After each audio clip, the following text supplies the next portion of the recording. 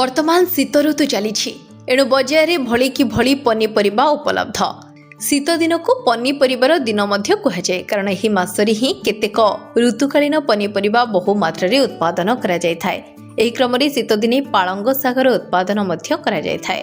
पालंग साग जे खाली स्वादयुक्त ताहा नुहे, यह स्वास्थ्य पई खूब पुष्टिकर मध्य। एथिरे विटामिन ए, सी एवं के सह मैग्नीशियम, लौह एवं मांगानीज भली अनेक आवश्यक पोषक तत्व भरी रही थाए, जहा सामग्रिक स्वास्थ्य पई विशेष भावे लाभदायक। आयुर्वेद रे मध्य पालंग खाइबार अनेक लाभ उपरे विशेष भावे उल्लेख रही। एही परिप्रेक्षी रे आयुर्वेद विशेषज्ञ तथा पतंजलि प्रतिष्ठाता आचार्य बालकृष्ण संप्रति एक पोस्ट रे प्रतिदिन पालंग खाइबार लाभ विषय सूचना दैछंती।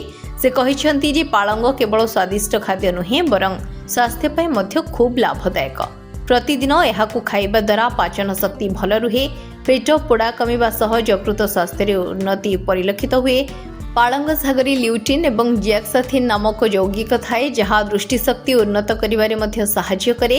एपरिकी मोतिया बिंदु एवं बयस संबंधी अन्यान्य चक्षु रोगर आशंका को मध्य अनेक परिमाण रे ह्रास करिथाए। Bureau report, RCN Odia.